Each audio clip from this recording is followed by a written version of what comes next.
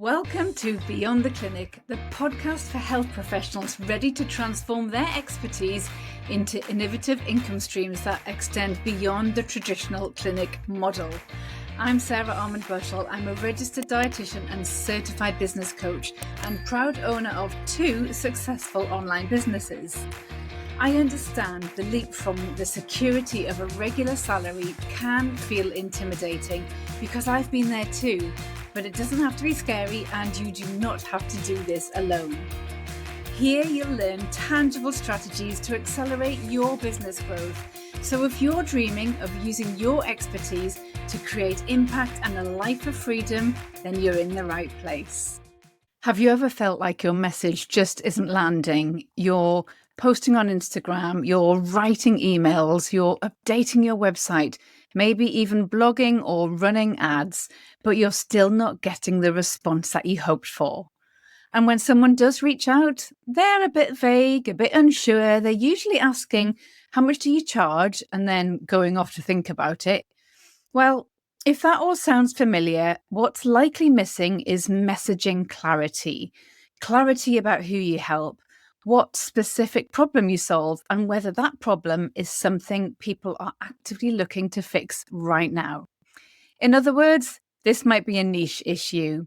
So in this episode, I'm going to walk you through why not having a niche or having one that's too broad or not in demand might be the reason your business feels stuck. You're going to hear my story of starting out as a general pediatric dietitian and what changed when I finally niched down and how you can apply those same steps to get unstuck in your own business. So if you want to become the go-to expert for the right people, this one is for you. So let's get into it. Let me start with a question. When you think about niching down, really narrowing your focus to one type of client or one very specific problem, what's the first thing that comes up for you? Is it fear?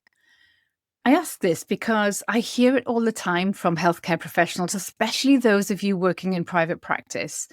You know, they might say, if I choose a niche, I might have to turn people away. Or if I really narrow down, what happens if I don't get enough clients? Or what if I back myself into a corner and nobody wants what I've got to offer? You're worried that choosing a niche might mean saying no to everyone else. And when you're trying to grow your business, especially in the early stages, saying no feels terrifying. It feels like you're missing out on opportunities. It feels like you're locking a door before you even know if anyone's going to knock. And I completely understand that. You've trained for years. You've got the skills to help lots and lots and lots of different people, and you care really deeply. The last thing you want to do is limit your ability to help or to reduce the number of people that you could support. And so you tend to keep your options open. You say yes to everything. You help anyone who comes your way. You tell yourself that more services equals more reach, which equals more clients, which equals more income. And it feels logical, but it's actually the reason that your business can get stuck. Because what no one tells you early on is that trying to help everyone often means no one sees you as the person to help them. And that's when things start to feel quite heavy because you're probably doing all the things like posting on social media, like blogging and emailing, updating your website for the 5th time, maybe even dabbling with paid ads, but your diary isn't full. You get the odd inquiry, but they're fairly inconsistent. People seem to feel unsure when they're reaching out. They're really price sensitive. They're shopping around. They'll say, I think about it, and then they disappear. Your content often doesn't get the response that you'd hoped for either. Your Instagram posts get little engagement. Your blogs don't result in more inquiries. You feel like you're working so hard, putting things out into the world, but they're just not landing. And often what follows is you start second guessing yourself. Is it your prices? Is it your branding? You may even start to compare yourself to other people in your field who seem to be getting lots of traction and wonder, what is it that I'm missing here? And more often than not, what's missing is specificity. It's not that you're not qualified enough. It's not that you are not working hard enough. It's just that people don't understand exactly how you can help them. And the reason is usually this: you either haven't refined your niche or you haven't been specific enough and thorough enough in your choosing. So I know what might be bubbling up for you in your brain right now. Do I really need to niche though? Maybe you're thinking, can't I just say I help with a bunch of different related issues? Because I don't really want to put myself in a box. And, what happens if I choose the wrong thing? What happens if I turn people away and I miss out on some really lucrative work? Does that sound familiar? Because you wouldn't be the first to say that. I hear this often from dietitians, especially when they're still finding their feet in business. But here's the truth bomb that no one tells you. Having a niche doesn't shut doors, it actually opens them. It doesn't mean that you'll never work outside of it again. It just means that your marketing becomes clear, it becomes powerful, and it becomes really effective. Because here's what happens when you try to appeal to everyone. You actually end up appealing to no one because your messaging goes a little bit wishy-washy, a bit vanilla, a bit forgettable. And you end up saying things like, I help people improve their energy levels and their health. Or I support women with their relationship with food. Or I help families with nutrition. And while all of those sound perfectly reasonable, they also sound like every other dietitian on Instagram. They don't spark curiosity. They don't make someone stop scrolling. They don't tap into real lived experiences. They don't make your dream client think, oh my God, she's talking about me. And that's the bit that you need for them to click, for them to book, and for them to buy. Because let's be honest, there's a lot of noise out there. And if you don't cut through that noise with a message that lands like a lightning bolt, your content will just get swallowed up in the scroll. So specific messaging honestly equals clarity, connection, and conversations with people. And that's not just marketing fluff. That's how people decide whether you're the one that they've been looking for. So let's clear something up, because this is where lots of people get a little bit tripped up. And that is just by defining what exactly even is a niche. Because I hear it all the time. I hear people say things like, my niche is intuitive eating. My niche is gut health. My niche is pediatrics. Lovely topics, brilliant areas of expertise. But here's the spoiler alert. They're not niches. They are modalities or specialisms or approaches. They describe how you work, not who you help and what urgent problem you solve. So I'm going to tell you about a client of mine. She is amazing. She is deeply passionate about intuitive eating, all about helping women find food freedom. And when we first spoke, she told me that was her niche.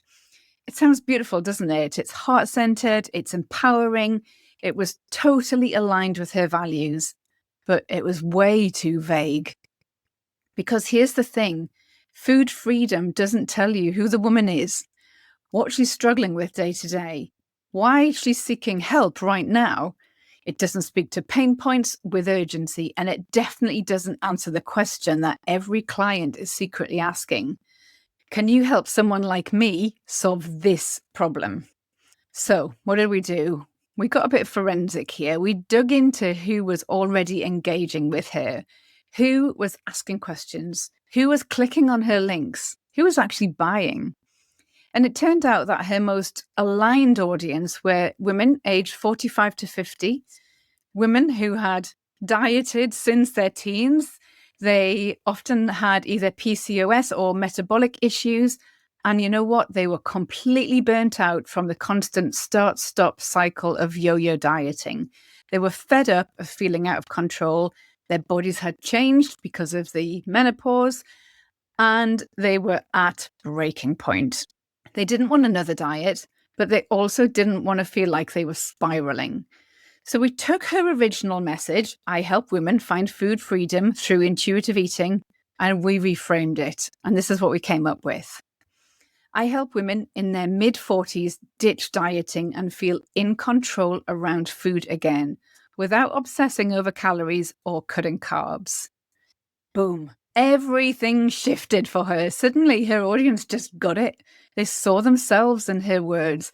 Her inquiries tripled, actually, and her sales went up as well. And she finally felt like she was speaking to the right people. And I tell you this story because this is what happens when you nail your niche, because your niche isn't your passion. Your niche isn't your speciality. It's not your personal food philosophy, and it's not a fancy clinical label that you use to describe your work. Your niche lives at the intersection of actually four things: a specific person with a painful, urgent problem that you're uniquely qualified and excited to help with, and who's ready and willing to invest in a solution. And that's it. And when you get those four things clear, your content starts working, your audience grows, you stop getting ghosted after someone asks about a price, and you start hearing things like, I need this so badly, how do I book in? Or it's like you've been reading my mind, or you're exactly who I've been looking for. And that is the power of having a real niche. So if you're still clinging on to the idea that helping anyone with gut health is going to be enough, or you're holding back from niching down because you don't want to lose opportunities, here's a little gentle nudge, because staying broad honestly doesn't keep you safe. It keeps you blurry, and blurry content just does not convert. A strong niche means standing for something. It means being specific enough that someone can say, yes, that's me, or nope, not for me. And honestly, that's when your business gets easier, because you're no longer chasing clients. They're actually coming to find you. And if the idea of choosing a niche still makes you feel a little bit twitchy, well, take a deep breath, because that fear that you're feeling, that's completely normal. That's exactly where my story started, actually. And so I'm going to take you back to the very beginning, back to when my private practice was still a little side hustle. I'd finally decided to take it seriously and start building something of my own. So I was really excited. I was buzzing, but I was also quietly terrified about this, because whilst I knew that I wanted to leave the NHS and work on my own terms, I had absolutely no clue of how to actually get clients unless they were referred by a GP or they stumbled across me on the Bupa Consultant Finder. So I did what many of us do when we're first starting out. I just said yes to everything. It was cash after all. So fussy eating, yep, no problem. Constipation, you bet I can do that. Allergies, well, of course. An adult with type 2 diabetes? Yeah, why not?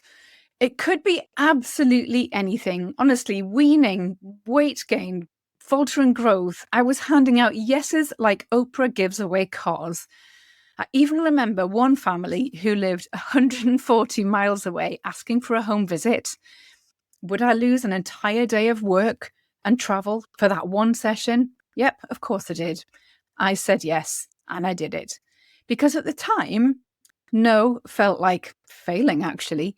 I honestly believed that being flexible, being helpful, was the key to filling my diary. But guess what? It wasn't. Instead, my messaging became really muddled. I didn't really know how to explain what I did, because I was just trying to do it all. I'd sit down and try and write my website copy and just stare at the blinking cursor, totally stumped. My Facebook posts, that's what I used at the time, they were just all over the place. And Instagram, well, let's just say the only people liking my content were other dietitians, which was lovely, but not exactly my target audience. And then one day I scrolled past a post by a weaning expert, and something just clicked. So she wasn't a dietitian, she wasn't anyone qualified, but she had her marketing nailed. She had clarity. She knew exactly who she was talking to and exactly what the problem was that she was solving. Her comments section was actually just full of parents tagging their other mummy friends, saying things like, oh, this is us, and oh my goodness, you have to follow her. And meanwhile, I was stuck in this sort of generalist limbo, trying to help everyone, but actually speaking to no one. And that's when it hit me. I was trying to be everyone's dietitian.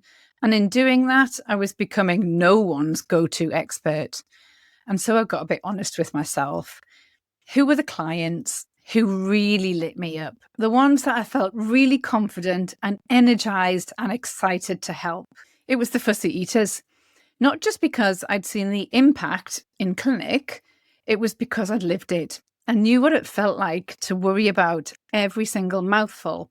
I knew the heartbreak that mealtimes filled with tension felt like. And I knew the magic that happens when you turn that around within a family. I love the detective work. I love to do mealtime observations, getting really curious about what was actually going on at the table, looking at things like sensory processing, looking at things like behavioral patterns, family dynamics, literally just peeling back the layers. And the more that I leaned into that, the more I realized I was really, really good at it. When I surveyed my audience, the number of people who had success was actually really high. It was up at 96%. And so I niched. I went all in. I changed my messaging, my socials, my content. I created a signature method that spoke directly to exhausted parents dealing with extreme fussy eating. And then the floodgates just opened.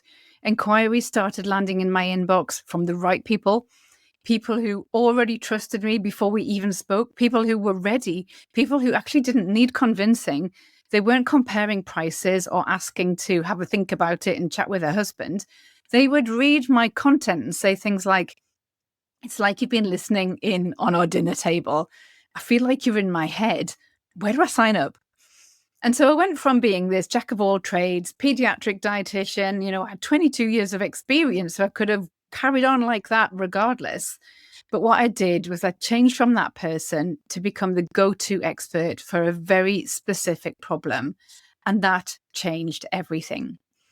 So if you're sitting there thinking, well, this all sounds great, Sarah, but how do I actually find my niche? And what if I pick the wrong one? Or what if I go too narrow? Or actually, what if I'm not narrow enough? Well, actually, all those questions are completely valid, and they're the exact ones that I help my clients navigate inside my programs every single day.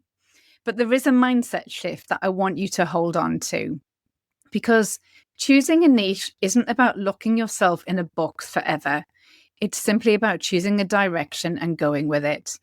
It's a focus that gives you clarity in your messaging, consistency in your marketing, and confidence in terms of how you show up. And you know what? You probably already know your niche. You just haven't paused for long enough to truly define it yet. So, should we do that next? Why not? Let me walk you through the same steps that I use with my clients to get crystal clear on who they help, what they solve, and how to build a business around that clarity.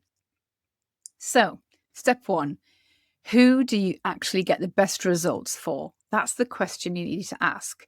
So start by looking at who you already support. So whether that's in the NHS, whether it's in your private work, or even back when you were a student in clinic, just ask yourself, who do I consistently get amazing results for?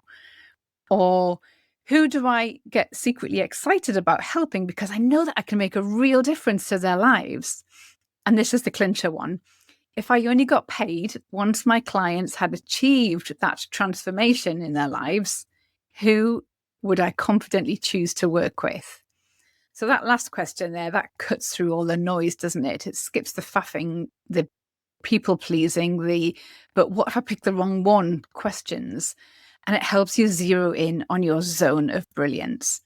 Because those clients, the ones you love to help and who get epic results, they're your people. So we've got to start there always. And I'm not saying that you have to offer guarantees or anything like that. We want to know, who do you actually get the best results for when you work with them? That's where we start. Step two, we then look at what kind of problem we're solving for them. So once you know who you help, the next step is just pinning down what you actually help them with. So this is something that I say to my coaching clients all the time. And if anyone's listening, you will have heard this a million times and you're probably sick of hearing it. But you've got to solve a bleeding neck problem and not a stubbed toe.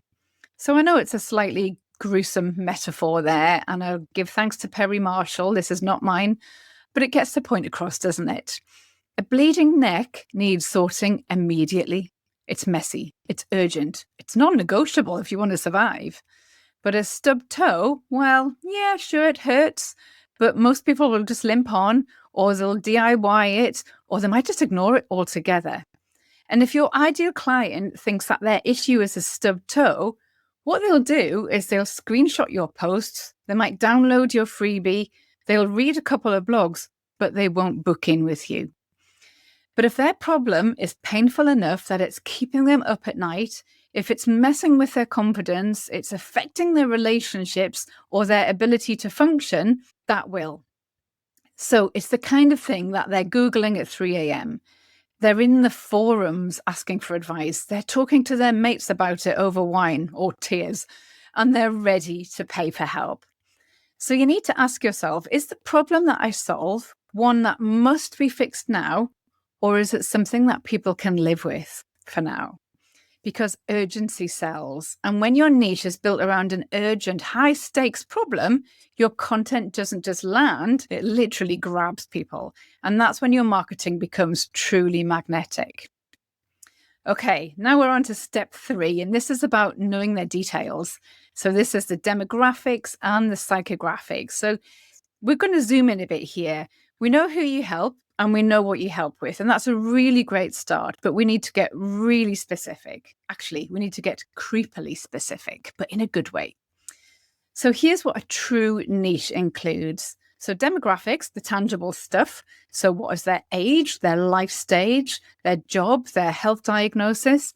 Are they tired new mums? Are they men with pre-diabetes? Are they teen athletes trying to balance sport and school? You need to know what their day looks like before you can connect with them in a way that actually makes sense to them. So that's why we need to look at their demographics. The psychographics, the emotional landscape, this is what they are secretly worried about. It's the thing that they are embarrassed to admit, even to themselves. What are they dreaming of? What are they longing for? What are they feeling frustrated by? What are they typing into Google at 3 a.m.? Here's what I always say. You should know your ideal client well enough to guess what they're hiding from their partner. That is how close you need to get. Because once you understand both what they're living and how they're feeling, your content goes from, oh, well, that's quite nice info, to, wow, how did you even know that? And that is how you build trust. Okay, step 4. We are checking for demand. So it's time to put your business hat on now. You found your person, you've defined the problem. Now we need to answer this. Are people already paying to solve this problem? Now, this is the part that often gets skipped, but it's absolutely crucial because this is the difference between a niche that's a lovely passion project and a one that actually becomes a sustainable business. So here's how you do that. First thing you do is you Google it. You look to see if there are books on the topic. Are other people creating downloads, courses, products already being sold in this space? It doesn't mean that there's not enough room for you. It's actually a really good sign. It means that people are buying it. Then we want to hop over into Facebook groups and forums like Reddit and just listen what people are asking about. Is this problem being brought up and discussed quite a lot? Then number 3, we're going to look at our competitors. So we are not going to copy them, but we are going to use what they are doing to confirm if this is working for other people already, because that is a really good sign. And your sweet spot is the overlap of those 3 things. So it's something you care about, something you're skilled at, and something people are willing to pay to fix. And when those 3 come together, that's your niche's sweet spot. That's when things really start to work for you. And then the 5th and final step is to declare it and to own it. So you've got to be brave now. You've done the thinking. You've joined all the dots. Now it's time to stop hiding behind, I do a bit of everything, and start owning your niche. So you're going to need to update your Instagram bio and your Facebook page. You need to tweak your website to reflect what it is you actually do. You need to write content that speaks directly to your person. Use their words, not polished dietitian speak. Say what you do with clarity and confidence, even if your voice wobbles a little bit at first, which it might do. Because this is the truth here. It might feel scary. And yes, you might worry about losing potential clients and turning people away. But when you're speaking to everyone, nobody really hears you. When you speak to some one person, you become unforgettable. And that is the magic of a niche. It gives your dream client the chance to say, yes, that's me. I need you. When can we start? And that's when your business starts to flow with less stress, with more impact, and actually far more ease. All right, let's wrap this up with something that you can actually do today, because you know me, I'm not here for just the motivational stuff. I like to back everything up with an action step. So here's what I want you to do. Just take 10 minutes, that's all. Grab a notebook or open a Google Doc or hit record on your voice note while you're out for a walk. Because who says business clarity can't come with a bit of fresh air and a flat white, hey?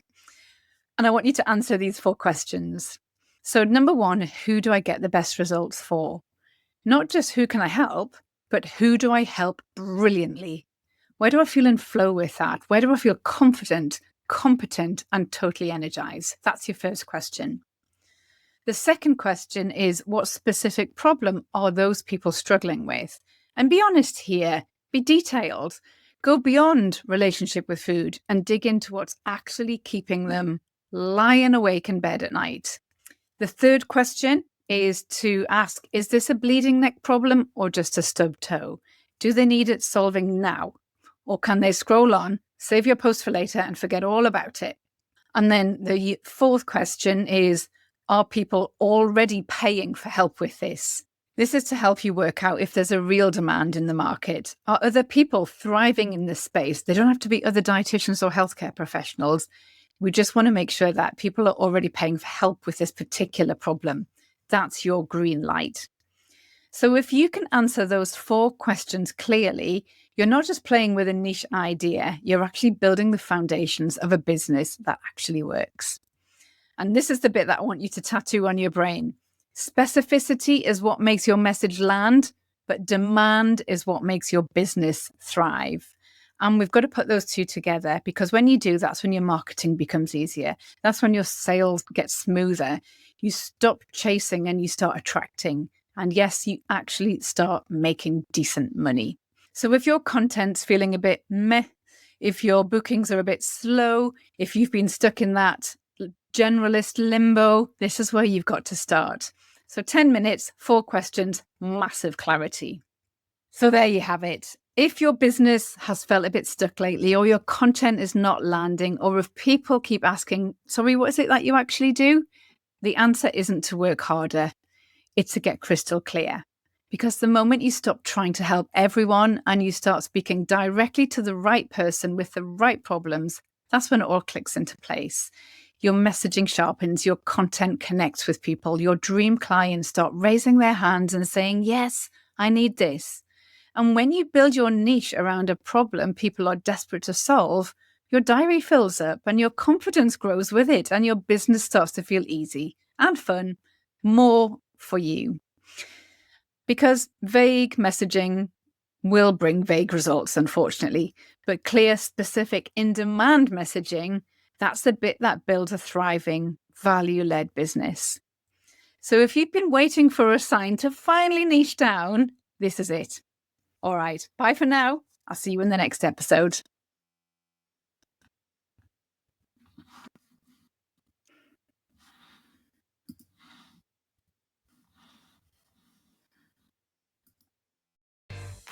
That's it for another week. Thank you so much for joining me as we explore the abundance of strategies to help you recapture that feeling of possibility and excitement as you drive your business forwards and beyond the clinic room. If you found today's episode inspirational, then don't forget to like and subscribe to the show to stay in the loop for more valuable advice that I'm going to be sharing each week. If you want to be the first to hear about new episode releases, news and ways that I can support your business growth, then please don't forget to check out the links in the show notes, and you can also connect with me from there. Don't keep me a secret. I would be delighted if you left a review and shared this podcast with your colleagues. Until next time, bye for now.